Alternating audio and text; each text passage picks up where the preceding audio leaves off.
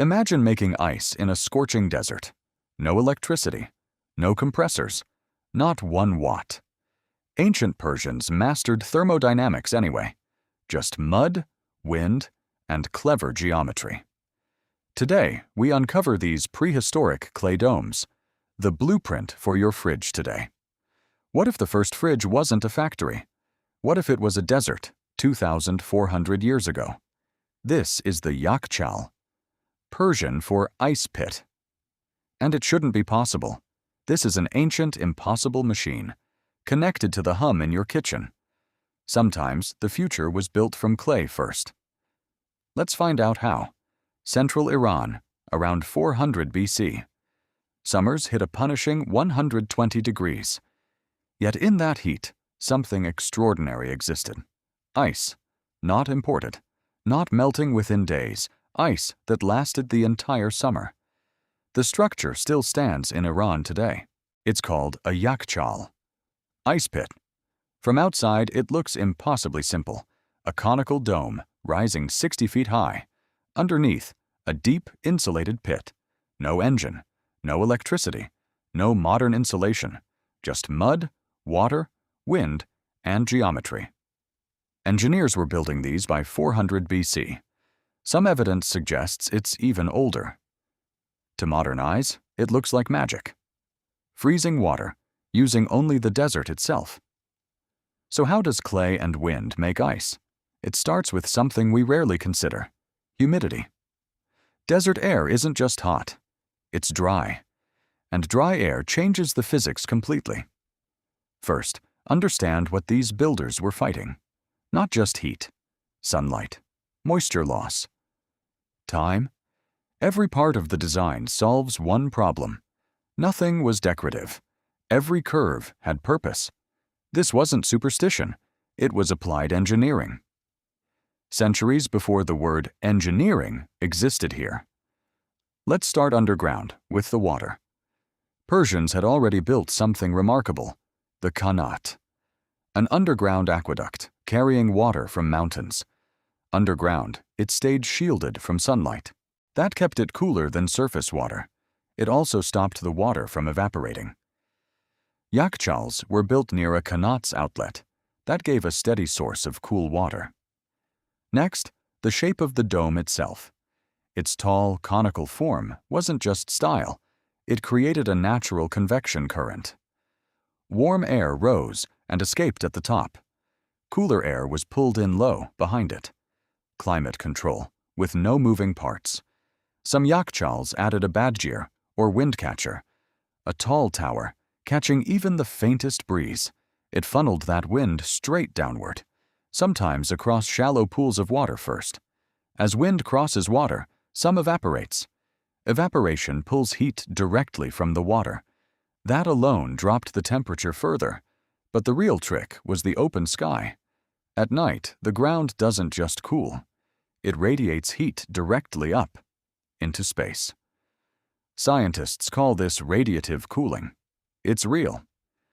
Persian builders didn't know the term. They mastered the trick. They built shallow pools, lined with stone, facing the open night sky, fully exposed. Even above freezing, something strange happened. Thin layers of water froze solid by morning. It sounds like a loophole in physics. Workers harvested that ice before sunrise. It was carried in and packed in layers. Thick sarouge walls, clay, sand, ash, goat hair, sealed it in. That mortar was waterproof and a great insulator. A drainage trench caught any melting ice. That runoff simply refroze the next cold night. Night after night, the pit filled with ice. By summer, some Yakhchals held thousands of tons. The largest, in Kerman, held around 5,000 tons.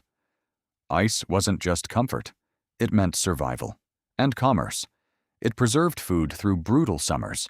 It kept medicine stable in extreme heat. It even cooled royal chambers long ago. And it made dessert possible. Persians used ice to make faluda, a frozen treat, an early ancestor of sorbet and ice cream. For centuries, an economy depended on these domes.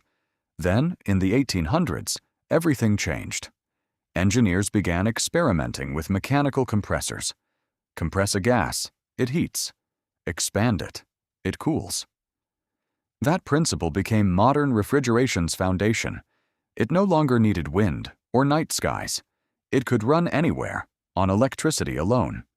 By the 1900s, refrigerators were everywhere, and the old Yakhchals fell quietly into ruin. Easy to call them an obsolete dead end. But that's not quite where this ends. Recently, engineers started looking at them differently, not as history, but as an overlooked answer. Modern refrigeration is effective. It's also power-hungry. Air conditioning eats a massive share of global power. So researchers returned to an old trick: radiative cooling.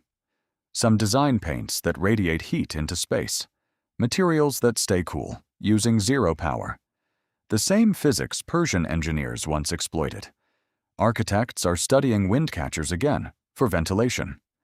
Modern passive cooling borrows these same old principles. Even fridges lean on one idea Persians understood. Surface area matters when moving heat efficiently.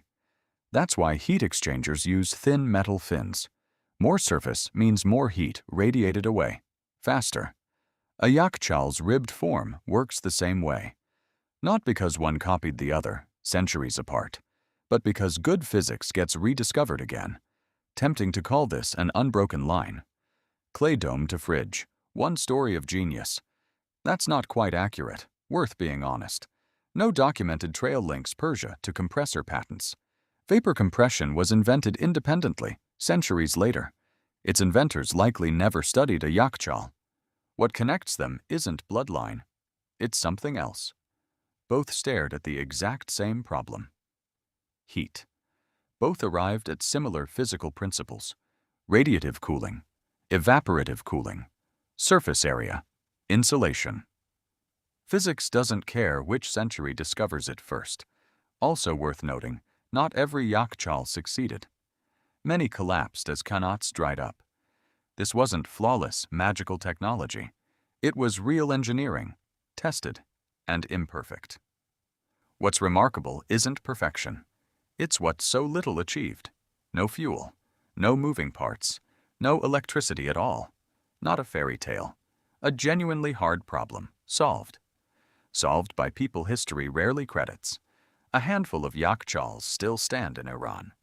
Weathered, cracked, no longer used. Tourists walk through what once powered economies. Most don't realize it's their fridge's ancestor. Every time your fridge hums tonight, it solves the same problem a 400 BC engineer solved. How do you move heat where you don't want it? Persia's answer: clay, wind, water, and geometry. Ours: a compressor, a coolant, and an outlet. Different tools, different centuries, same underlying idea. Maybe innovation isn't always something entirely new. Sometimes it's relearning what the desert knew. Next time you open your freezer without a thought, remember it took 2,400 years to get back here. History's greatest questions aren't just what we invented. They're what we forgot and relearned. This is Oviora. Keep wondering.